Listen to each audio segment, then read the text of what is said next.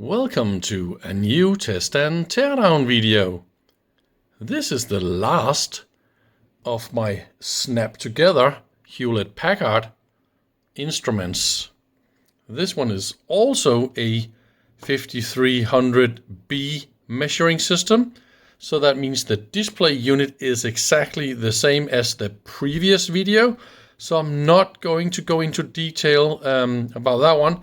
If you came here for some of the other things and you missed the details about the display unit, please go to the previous video and you will find all that information there. This one got the 5312 HPIB interface, and I got the 5305B, the 1300 megahertz counter. If you got the A version, it's only 1100. This consists of two different inputs, one that goes from 0 to 100 and the other one that starts from 90 and goes all the way to 1300. You select the different ranges, A or B inputs, 10 kilohertz maximum frequency here in high resolution mode. So that is a little bit interesting. And you can of course select, that will be gate times, right? So from 0.1 to 100K resolution. And we got an attenuator. And if you have an external probe or preamp, you can plug in, that is this tiny little 3-pin connector for external HF probes and stuff like that is also supplied here. And the rear side look, of course, exactly like the others, but now I got the HPIB interface, and we don't have any inputs or outputs here. The oscillator is exactly the same here. We got an adjustment up there because we have, of course, the oscillator mounted up here. So, of course, we can also set the address and all that. But I really want to inspect it a little bit before I power it up the first time, if there's any lead capacitors or anything bad. So I must say the unit passed my first inspection check. So now I'll turn it on, 0.7 watts of idle. And, oops, there's a digit missing. And there's also a digit missing there, right?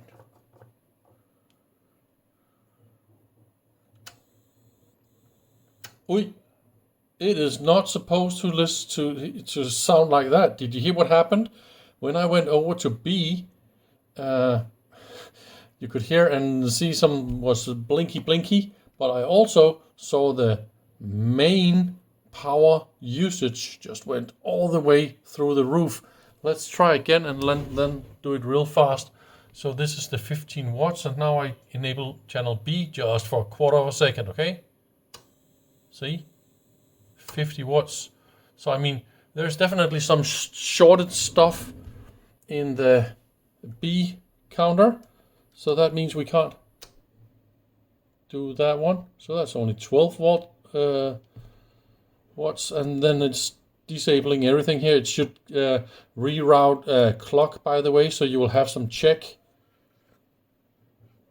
as far as I understand. Okay, that seems to be working. Mega kilo is fine, but A, and let's just give it some megahertz and see if there's anything going on here, right? So let's go for 100 megahertz and see if it is completely dead. Exactly like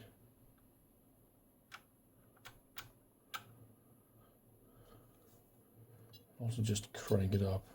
400 megahertz, 500. I mean, minimum attenuator. There's a fuse in here that's probably broken as well.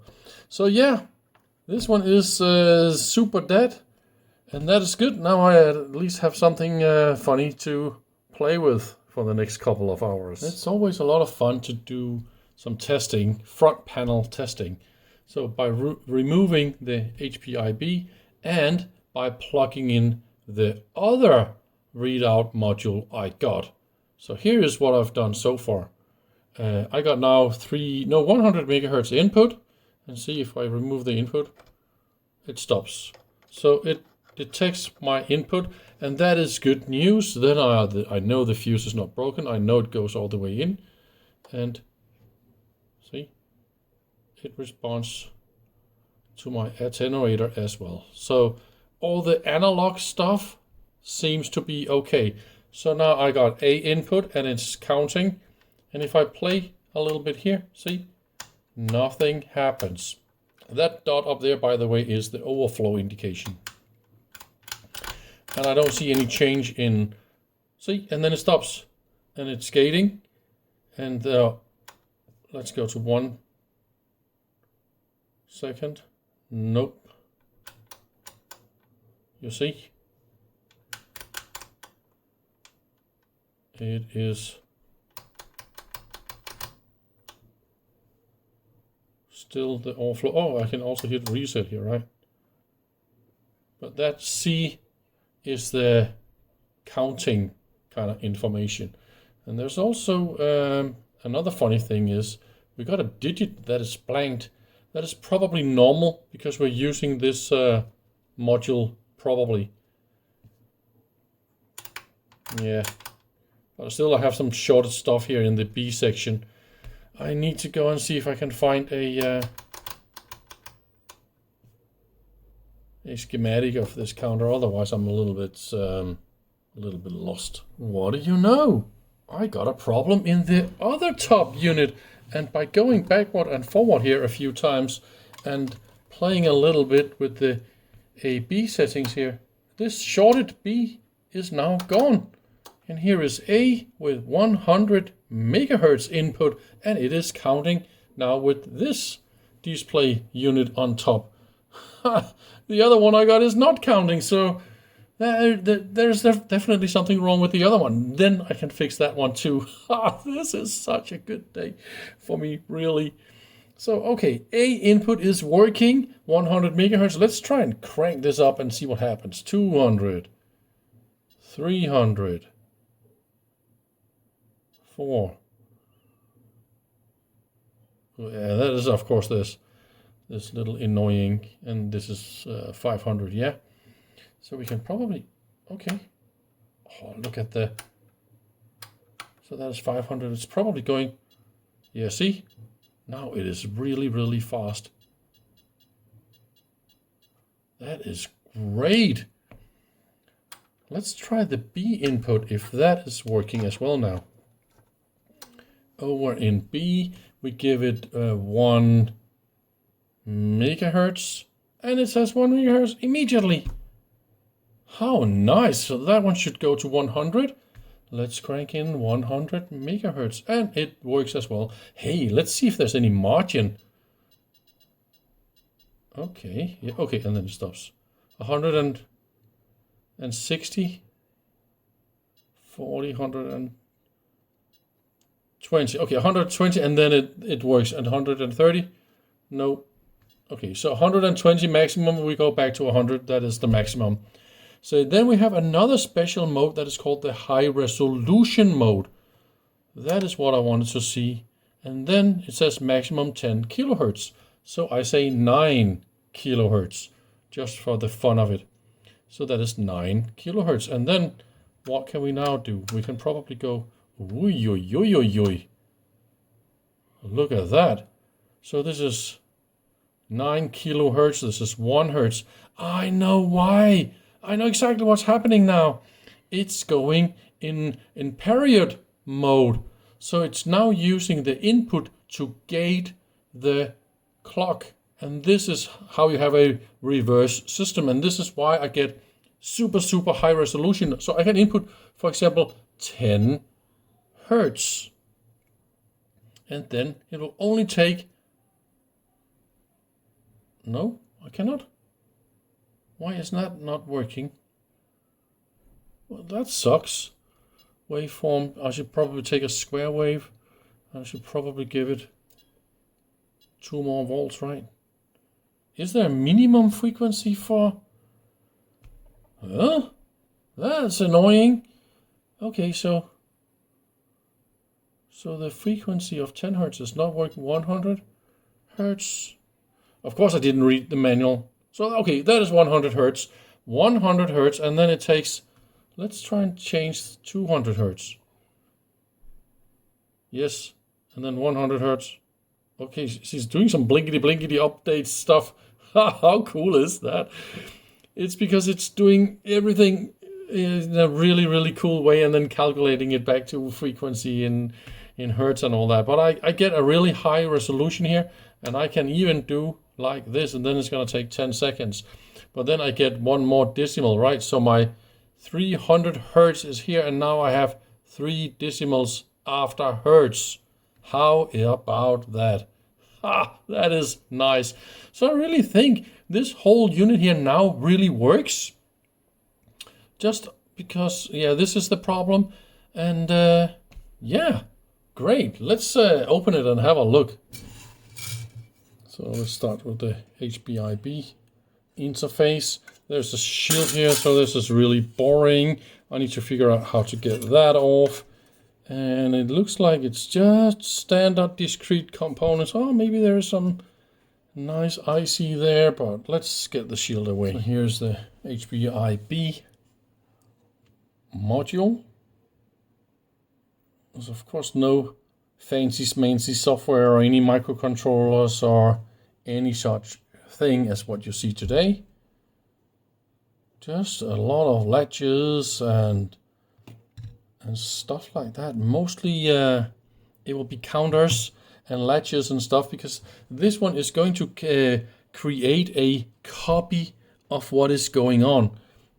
So this one listens to the data that goes to the display using the display data and the select bits for the different segments.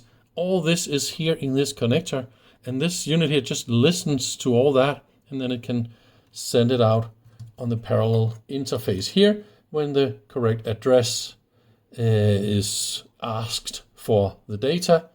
And that's basically what it is. This one is not going to answer a lot of fancy words. It's just only going to answer the result, basically. So yes, that will be counters and latches and not a lot more really. And some sexy IC, I don't know what that is. Definitely a custom part like the others we have seen. We see a little bit of help words written all over this circuit board. See? RDAC and RREAH and la la la la la. All sorts of words that will help you navigate around the schematic and measure here and there and debug this and that. So, and here's of course something with the address, trick this and trick that. So yeah, quite beautifully made. I don't have anything cool to use this for. I just keep it in there because it got the nice handles, and of course it makes my unit complete. I did triple check with all the combinations of my different modules. I don't see anything changed in the behavior with or without this module. So far so good. I only see a few more watts of power consumption, so I think I can live with that.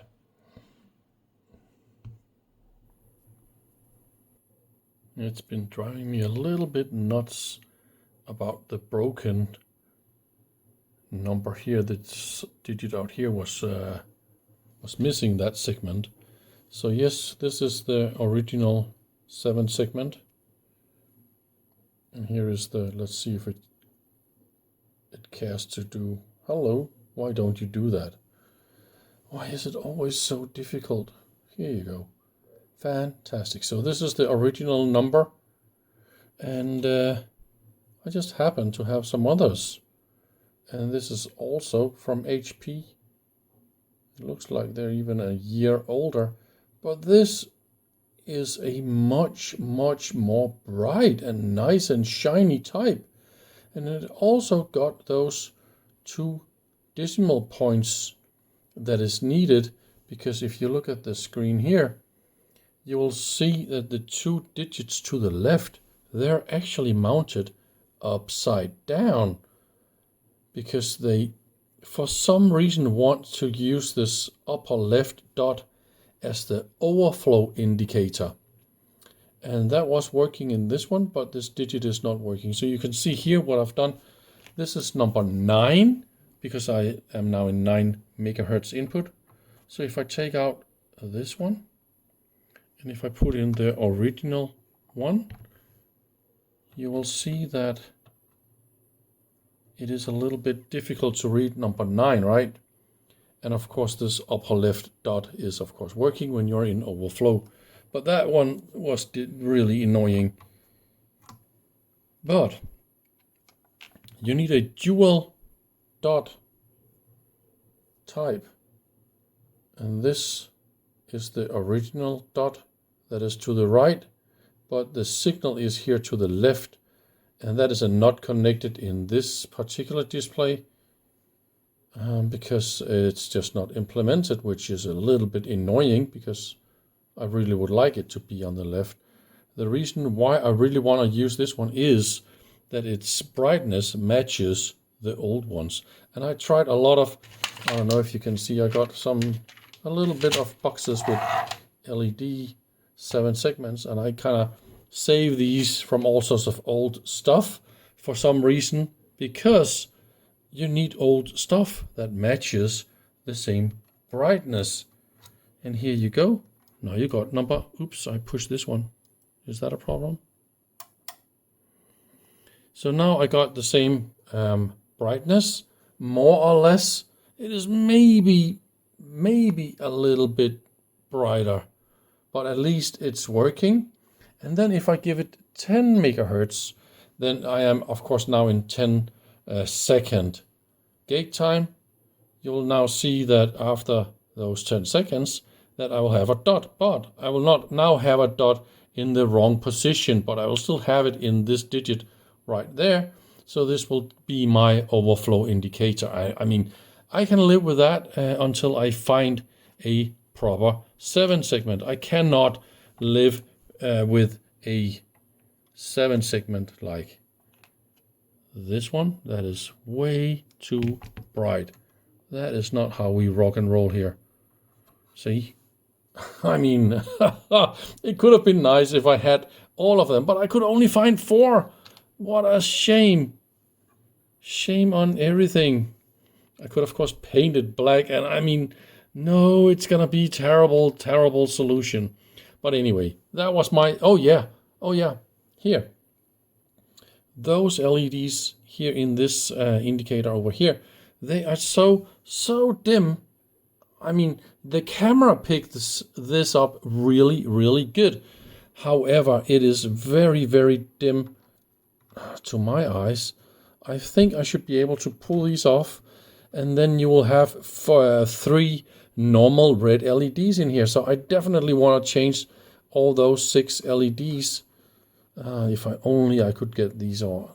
Okay, I was able to pull these off, but all it took was a lot of violence. So that will be normal red LEDs. And here again, the camera picks this up as nice and bright. That is so funny. They are so dim. There's definitely not a realistic brightness. That is so funny. Okay, now I got it. I put in a new one. And now you can see the difference. That one is a normal LED. Holy moly. And that is actually not that intense when it comes to LEDs from today's standard. So that means the bottom there is nearly visible with my eyes, just to show you what's going on here. Yes, but that was super easy to fix, and they just fit in there. what they have done is they painted the back end of the LEDs black.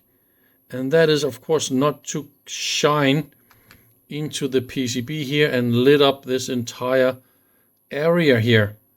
And I want to copy that idea as well, because as you can see here, this bright LED here will shine a lot when it goes into the box, the little light box there. See, this is not going to look nice, right? Am I overdoing this a little bit? I don't know, it's a little bit fun. So I painted all this black, and that'll be the new LEDs inside this light guide system. And then, yeah, I think it's gonna be really nice. Let's look a little bit more in detail on the 5305 13 megahertz counter unit. Remember earlier in the video I mentioned a few ideas about how this high resolution mode could have been made. It handles 10 kilohertz maximum and it multiplies by 1000. I had the idea that it went into reciproc mode, but that is not the case. It is made a lot more smart, actually. So they say in the manual that it is made using a phase-locked loop, phase-locked multiplier that multiplies the input by 1000. I found a little explainer about that says exactly how that works, and I also found the schematic for it. And it uses counters that and an oscillator. So the oscillator is running at a variable frequency, and then this output is divided by 1000 and then compared to the incoming signal. And by taking the signal from the oscillator and counting that one, yes, you get 1000 times the resolution. And you can do a little math on that. It's quite easy. If you take 10 kilohertz and multiply by 1000, you get 10 megahertz. So I think that is a little bit amazing how that is done. And it's done with all those counters right here, and all those parts that's around here and here and here. And so yes, that is the way that this multiplier works. The UHF input, that's the other one right here, the high frequency input. That one handles 1300 megahertz, as I said earlier, and it goes directly into a nice extra unit here. And it consists of a few ICs here. The first one here is the automatic gain control system. So the thing is, this measures the input level, and then it controls some diodes in the signal path. And those diodes, they're actually a wide range attenuator. By feeding more or less current through the diodes, you can attenuate or feed through the signal more or less. And that is how this input attenuator and automatic gain control system is working. Then you have a very fast amplifier. And then, the amplifier here is called U2. And then we got two other ICs here at the end. They're called U3 and U4, and they are ECL logic dividers, and each of them divide by 2. I found in the service manual both the schematic for this section, where you can also see a test point between these two counters or dividers, and then you can see that the input is divided by 2 in each of them. And then here on the main board, the golden part down here is also a dual D flip-flop counter. So that means it is also coupled as divide by 2 and divide by 2 again. So we know that the main counter unit, the display unit handles up to 80 megahertz officially, right? So of course, if you take 13 megahertz in and divide it by 2, then you have 650 megahertz. Then you divide that by 2, then you have 325 megahertz. Then you divide that by 2, then you have 162 megahertz. Then you divide that by 2, and then you have 81 megahertz. And that, of course, is what we count. So this got also a little side effect on our resolution and also on our gate times. So that means if you're using this input and you want to have a resolution of 1 hertz, you need a gate time of 16 seconds. It is that simple. So that is actually how this entire unit works. And there's not a lot of other fancy smancy details about this one, really. I just wanted to show you the high frequency part and the divider. The rest is just normal boring stuff. Oh yeah, by the way, let's do a tiny follow-up on the previous video where my display unit stopped working. It is working now, and I even replaced the knob with a more correct one. It was simple. It was the crystal oscillator switch here that was not working. So I cleaned this a lot, and now it works super good. And now I have a good and stable display unit as well for the other one, for the previous one. And this unit, the display unit for this video, is this one. And remember earlier in the video, I changed the 7 segment and I changed all the LEDs around the indicators here. And I look forward to show you what happened.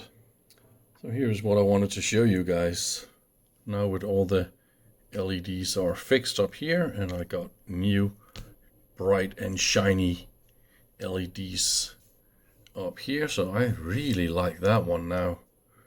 And if we compare it to the previous one, they're still a little bit dim, but still readable. Yes, and that is the first one.